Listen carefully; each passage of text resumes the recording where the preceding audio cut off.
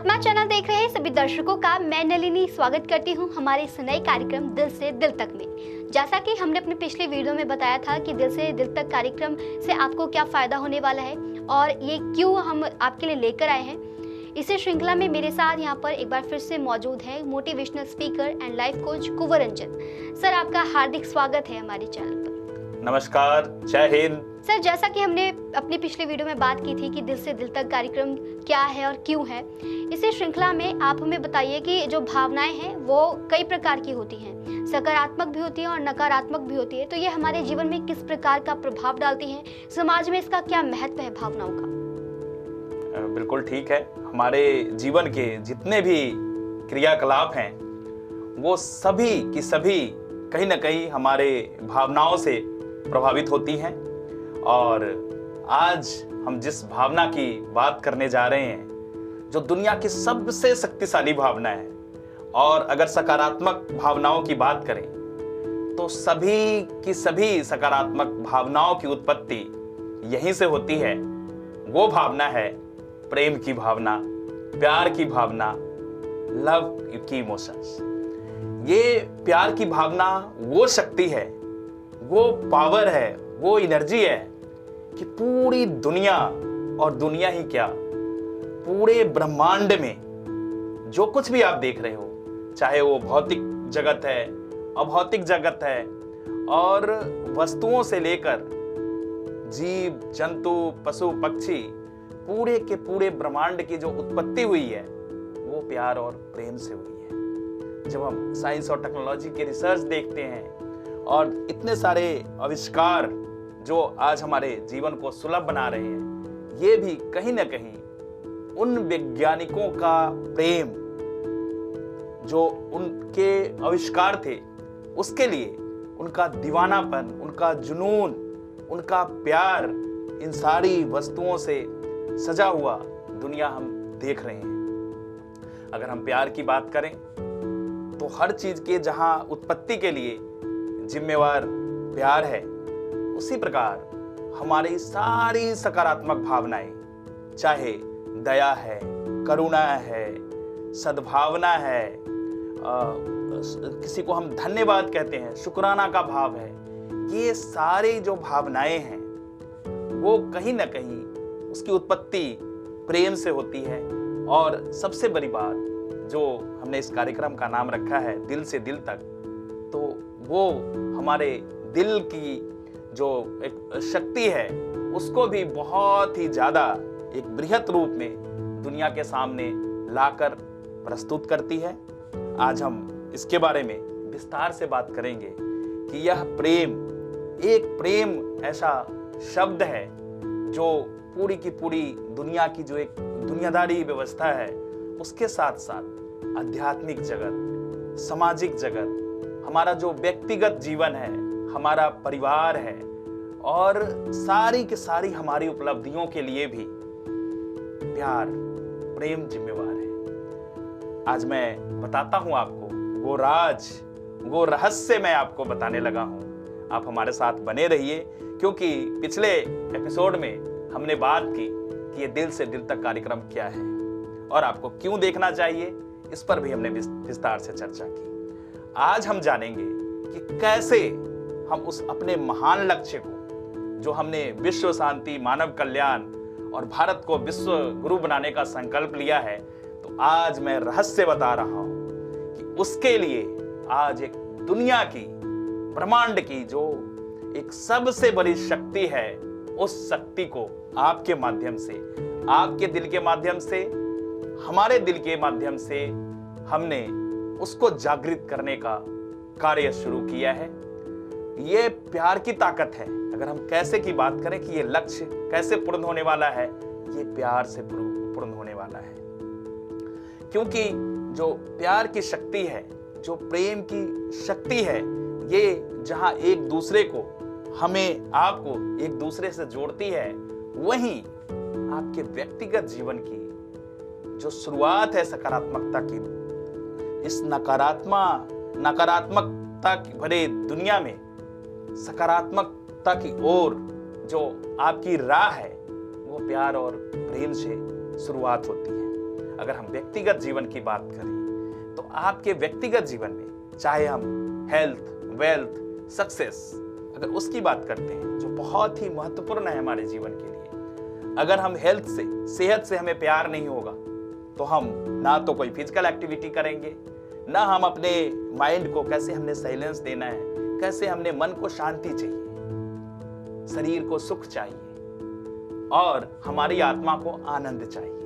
ये तीन चीजें नेसेसरी होती है हमारे लिए, लेकिन ये तीनों की तीनों चीजें एक दूसरे से जुड़ी हुई हैं और यह प्रेम के द्वारा, जब आपका प्यार सेहत के लिए होता है, जब आपका प्यार धन, दौलत, वैभव से होता है, वो खिंचा चला आता है आपकी ओर, वो आपकी ओर आकर्षित हो जाता है, क्योंकि जिससे भी आप प्यार करते हैं वो आपकी ओर आकर्षित होता है। ये लॉ ऑफ अट्रैक्शन है, ये एक ऐसी शक्ति है जो जिससे भी हम प्यार करते हैं, ये प्यार की ताकत है। उसी प्रकार जो हमारी आत्मा है, आत्मा तो है ही प्यार, आत्मा तो है ही सिर्फ प्रेम। जो आध्यात्मिक दिशा में आगे बढ़ना चाहते हैं वो पूर्ण रूप से जो उनके आत्मा का भी विकास होता है, आत्मा का भी जो एक हम कहें कि आत्मा एक प्रकाशित होती है पूरी दुनिया में, वो प्यार की बुद्धि होती है। तभी कबीरदास ने कहा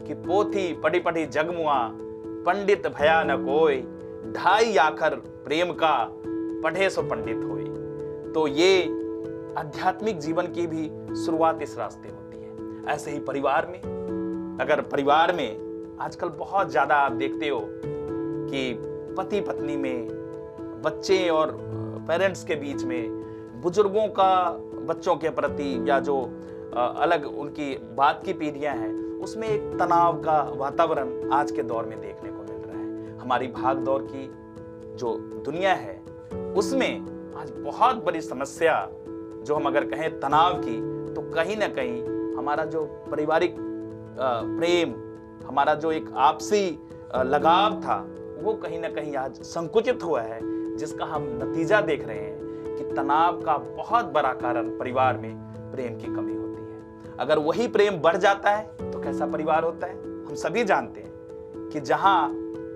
प्यार है, प्रेम है, उस परिवार में अगर हम कहें कि वो धरती पर ही स्वर्ग है, स्वर्ग से भी सुंदर, कहते हैं कि अपना घर है स्वर्ग से सुंदर।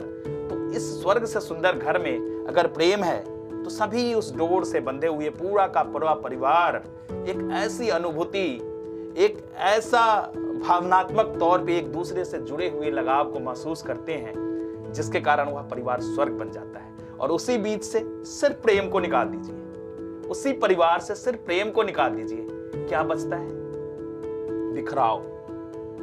जो आज पारिवारिक समस्याएं हैं वो सब भी हमारे प्यार के होने पर, जहां परिवार स्वर्ग हो जाता है, वहीं उस प्यार की कमी से परिवार नर्क हो जाता है। ऐसे ही हमारा सामाजिक जीवन, अगर सामाजिक क्षेत्र में आप देखेंगे जिन लोगों ने समाज को एक दिशा दी है, वो समाज से उनका प्यार ही था। हम स्वामी विवेकानंद, दयानंद सरस्वती जो आध्यात्मिक पुरुष होते हुए एक समाज सुधारक के रूप में भी समाज को बहुत बड़ी देन दिए, वो उनका प्यार था समाज के प्रति। तो सामाजिक जीवन में ऐसे ही राष्ट्रीय स्तर पर, राष्ट्र के लिए, नेशन के लिए, अगर हम महात्मा गांधी की बात करें, शहीद भगत सिंह की बात करें, शहीद उधम सिंह, करतार सिंह सराभा, ऐसे जो आजादी के दीवाने थे और आज भी जो अनेक रूप में देश सेवा में लगे हुए लोग हैं, वो उनका राष्ट्र प्रेम है। इसी प्रकार जो विश्व शांति और मानव कल्याण के लिए प्रयासरत हैं, वो भी शांति का संदेश, प्रेम का संदेश लेकर देश और दुनिया में विचरण कर रहे हैं,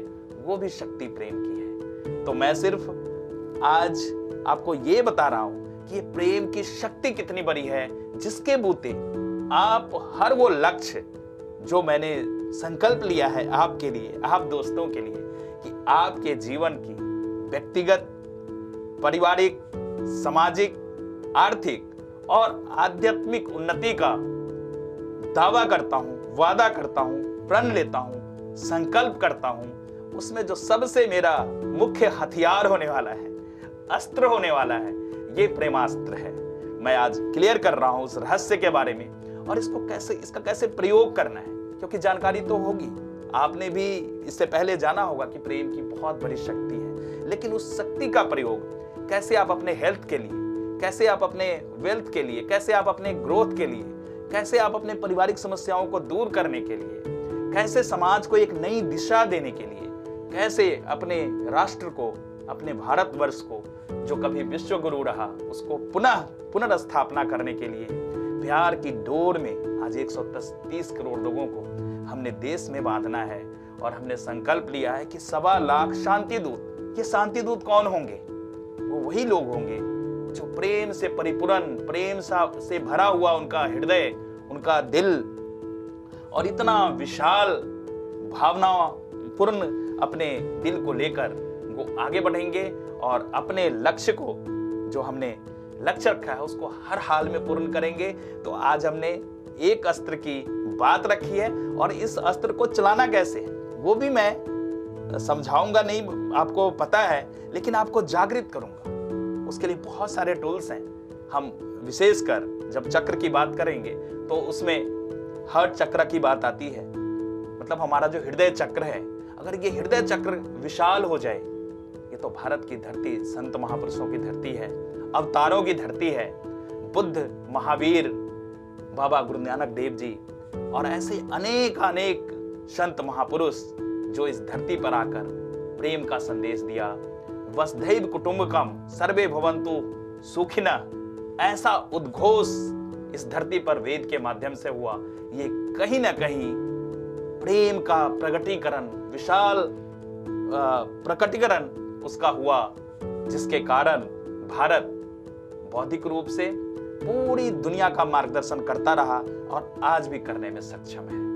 इसका उपयोग हम अनेक प्रकार से, जैसे मैंने बताया कि आगे आने वाले मुख्य रूप पूरी की पूरी जो एक भारतीय दर्शन और भारतीय संस्कृति का हिस्सा है, जब हम चक्र का जो हम चक्रों की बात करते हैं, जो अलग अलग चक्र हैं हमारे शरीर में, जिसके कारण हम अलग अलग, हमारे सारा सेहत भी हमारा कहीं ना कहीं उससे जुड़ा हुआ है। लेकिन मुख्य रूप से आज मैं हृदय चक्र की बात कर रहा था कि जब हमारा हृदय चक्र जागृत होता है तो प्रेम की भावना इतने ज्यादा विस्तार रूप से पूरे ब्रह्मांड तक फैल जाता है। हमने वहां तक इस प्रेम को लेकर जाना है और आज तो हमने सिर्फ प्रेम की शुरुआत की है।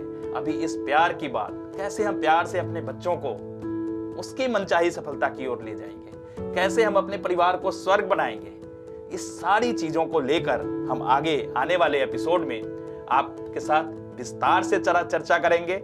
क्योंकि आज प्यार की बात हुई है तो ये तो ऐसा विषय है और इतनी बड़ी ऊर्जा है कि जिसके बारे में घंटों बात करें और दिनों महीनों इसका अभ्यास करें। सिर्फ बात नहीं, अभ्यास करना पड़ेगा। ये प्यार को कैसे बढ़ाना है तो उसकी ओर हम कदम बढ़ाएंगे और धीरे धीरे प्यार को बढ़ाना है, हद से गुजर जाना है।